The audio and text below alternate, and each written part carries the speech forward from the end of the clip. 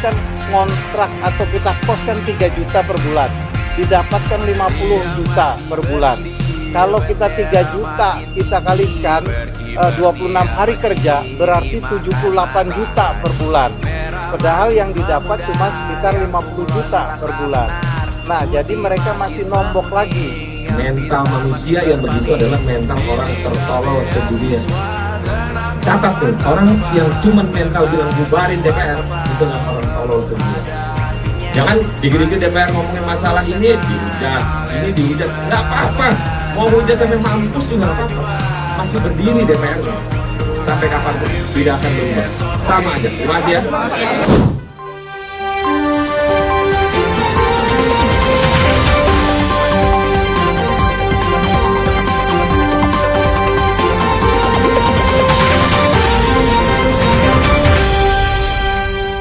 Selamat siang pemirsa, saya Rachel kembali hadir menemani Anda dengan kabar terbaru.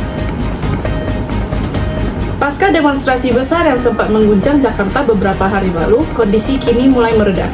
Aksi yang dipicu oleh isu kenaikan pajak, tambahan tunjangan DPR, serta tuntutan yang dikenal sebagai 17+8 poin menimbulkan kericuhan yang cukup serius. Tidak hanya bentrokan dengan aparat, insiden ini bahkan menjalar ke penjarahan rumah milik Wakil Ketua Komisi 3 DPR, Ahmad Saroni, dan publik figur Uya Kuya. Situasi semakin memanas ketika seorang pengemudi ojek online, Afan Kurniawan, tewas setelah diduga dilindas kendaraan taktis Brimob di kawasan Perjenihan, Jakarta Pusat. Di tengah meredaya suasana, muncul pula isu baru, dugaan penggunaan buzzer dengan dana fantastis hingga 150 juta rupiah. Siang ini kami akan hadirkan rangkaian peristiwa lengkap, kronologi, dan reaksi masyarakat. Kita mulai dari laporan reporter kami, Daphne. Ya Rachel, ini suasana beberapa hari lalu ketika ribuan orang membadati kawasan gedung DPR. Aksi ini dipicu kenaikan pajak yang dianggap membebani rakyat bersamaan dengan isu tambahan tunjangan DPR yang dinilai tidak peka terhadap kondisi masyarakat. Massa juga menyuarakan tuntutan 17+8 poin. Sebuah rangkuman aspirasi yang mencakup kebijakan ekonomi, kesejahteraan, hingga transparansi anggaran negara. Di lapangan, massa terlihat membawa poster dan spanduk, menolak kebijakan pajak dan menuntut keadilan. Orasi berlangsung sejak pagi hingga malam dengan teriakan keras menolak kebijakan pemerintah. Kami capek dibebani pajak terus, sementara DPR malah nambah tunjangan. 17+8 poin ini harga mati, pemerintah harus dengar suara rakyat. Ketegangan mulai meningkat saat massa memaksa masuk ke kawasan DPR. Aparat kepolisian termasuk pasukan Brimob diterjunkan untuk membubarkan massa. Gas air mata dan water cannon sempat dikeluarkan untuk membubarkan kerumunan. Komandan Brimob memimpin langsung pengamanan, memastikan aksi tidak semakin meluas. Namun bentrokan tak terhindarkan dan sejumlah massa diamankan. Ketegangan tidak hanya terjadi di gedung DPR, pemirsa. Massa yang bergerak ke beberapa titik lain juga melakukan penjarahan, termasuk ke kediaman Ahmad Syaroni dan rumah artis Uya Kuya. Warga sekitar mengaku kaget dengan kejadian tersebut. Sekarang saya berada di area kediaman Ahmad Syaroni, dan sekarang saya bersama Grace, salah satu warga di area kediaman Ahmad Syaroni. Bagaimana Grace situasi saat para massa datang dan menjara di rumah Ahmad Syaroni?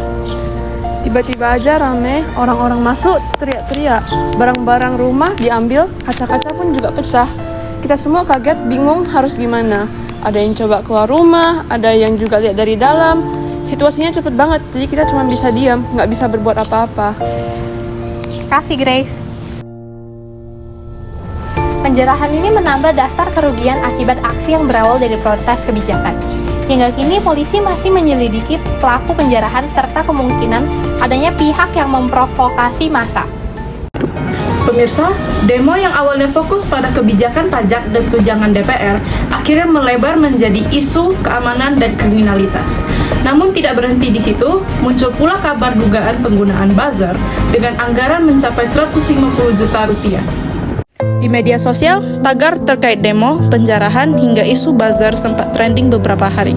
Banyak pihak menuding adanya upaya mengendalikan opini publik, alih-alih mendengar suara rakyat. Isu buzzer ini semakin memperkeruh situasi. Sejumlah pihak menilai alokasi dana yang begitu besar disebut mencapai 150 juta rupiah, menunjukkan adanya upaya sistematis membentuk opini publik, namun hingga kini kebenaran informasi ini masih dalam bentuk penelurusan. Kami sempat berbincang dengan salah satu orang pendemo, berikut petikan wawancaranya.